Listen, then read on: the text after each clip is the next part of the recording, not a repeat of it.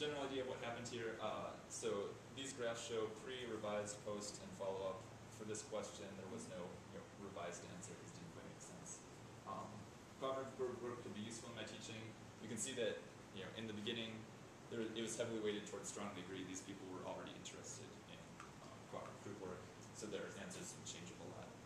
I won't talk too much about the follow-up answers because of the low response rate. This is a very similar question. I'm interested in using cooperative group learning in my teaching. Again, they were interested, and there wasn't a whole lot of room for that to change. I feel confident in my ability to run a discussion section focused on group work. So you can see here that from pre to revised, some of them were a little bit too hard on themselves, and they say, okay, I should have been a little bit more confident to begin with, but at the end of the session, that's strongly moved towards the higher end of the spectrum. I'm familiar with the techniques for facilitating cooperative group work. So again, they were a little bit hard on themselves to begin with, and there was a big shift from disagreeing neutral towards agreeing and strongly disagree. Or strongly agree. And I'm familiar with the science education literature. This is kind of a side benefit that I expect that a lot of them don't have any experience with this beforehand, and they do afterwards. So the problems with the follow-up data, and certainly if people have suggestions for me on this, I'd be happy to give them. But I got a low response rate. I tried to do things that I have learned as being effective, sending it out on Thursday afternoons, and I send it out 3 weeks in a row. When I've done this in the physics department, rather than in a more general audience, I have a chance to actually get to know those people, and they'll respond at a much higher rate. So it's difficult with kind of a group where I'm more anonymous with them. And I would like to change. At this point, I haven't implemented any identifier system.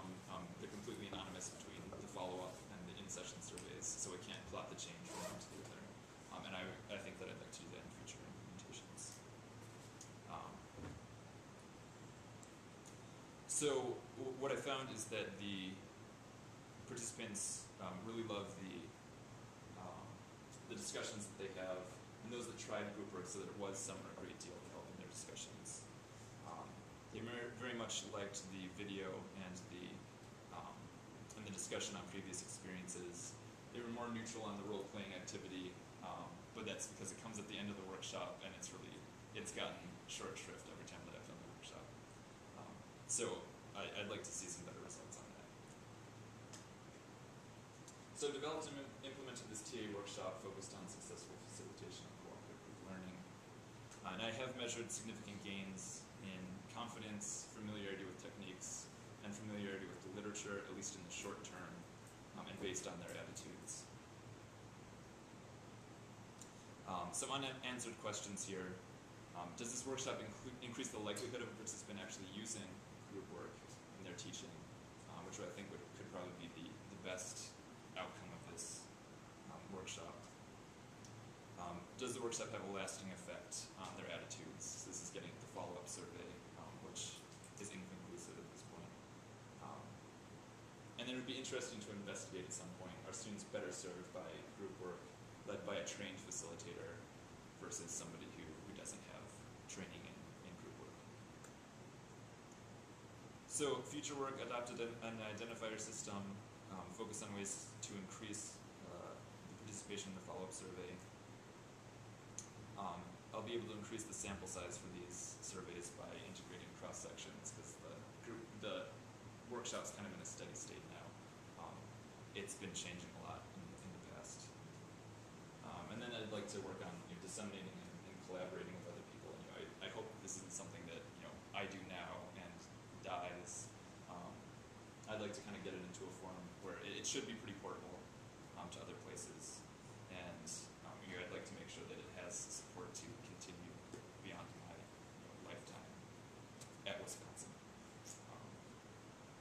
And I presented a preliminary version of this talk to the faculty directors at Wisconsin, including Bob Matthew, and they seemed pretty excited about this. They said, we're willing to support this sort of thing going on. So there's support out there to do some more work on this. So thank you to Sergel for bringing me here. Delta is the the server program at Wisconsin. And thank you especially to Bob, Matthew, and Steve Ackerman, faculty directors of Delta, who helped in putting this together, and also Don Gill and Daniel, Michael Winokur, who helped me with the development of the workshop. And I would love to hear questions, comments, suggestions. So why don't we take a couple minutes for questions as Ben, if you're switching computers, that'll help up. And welcome back, Stephen, from wherever it was that you were underneath your volcanic ash. So yes. How long is your workshop? 90 minutes. 90 minutes? Yes. Wow. Yeah.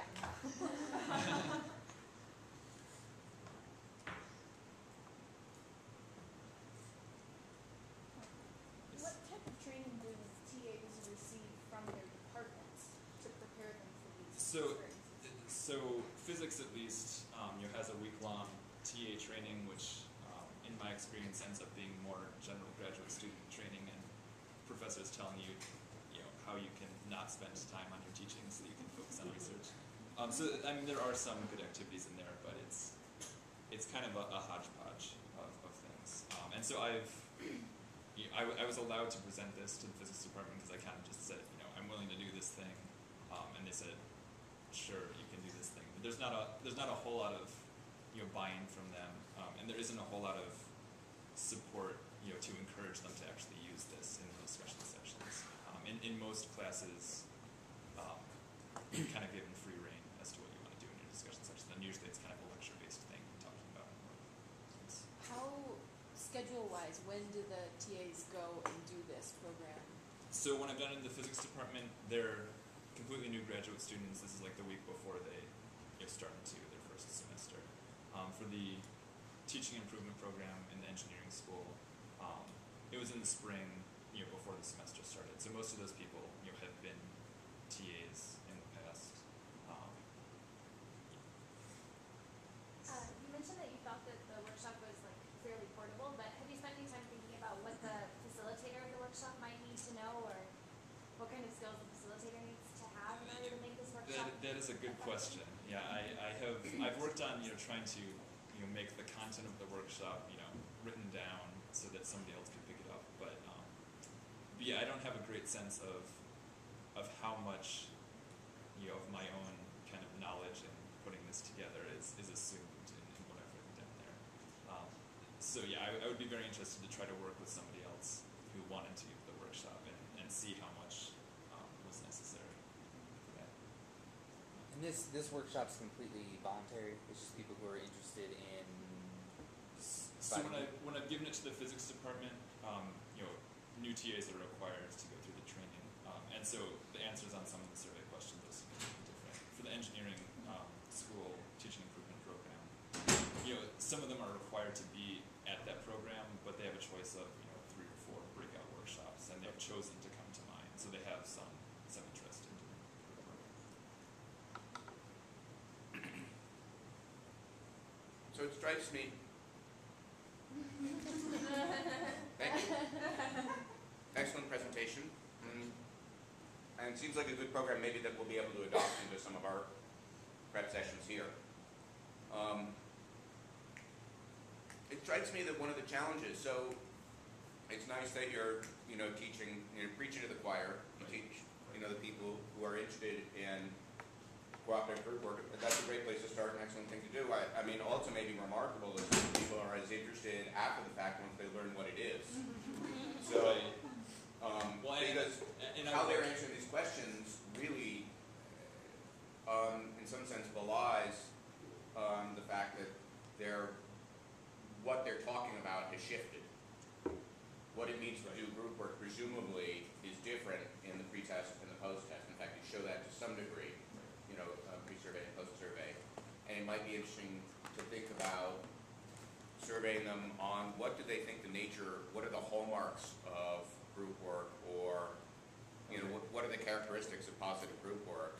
And I mean, one way to approach that is sort of the kinds of things that Kara and Ben are doing, and Chandra has done. So we have a variety of resources here to think about how is it they characterize these practices. And one thing, so the preliminary results on the follow-up survey is kind of expect that their interest goes up, and then if they've actually gotten a chance to do it, some of that confidence, drops, when they realize the How hard it difficulties of doing it in practice. So I'm interested to see. Right. I mean, a great how question much would of a be is, drop that is. how hard do you think this is going to be to do? And then Right. how hard was it once you do Right. it? And then we also have a variety of strategies here to increase your post-survey results, so we'd be happy to chat with you and do follow-up. I mean, not least among which is to, give them a sandwich or Right. an iPod or whatever it is that Right. we bribe people with these days. Right. Call them on the phone incessantly. Call them on the phone incessantly, right. And absolutely, I mean, I think you want to use identifiers to have track individuals pre-post. It'll really help your analysis. So this is a lot of what we do, and if you have questions about it, Chandra and Laura and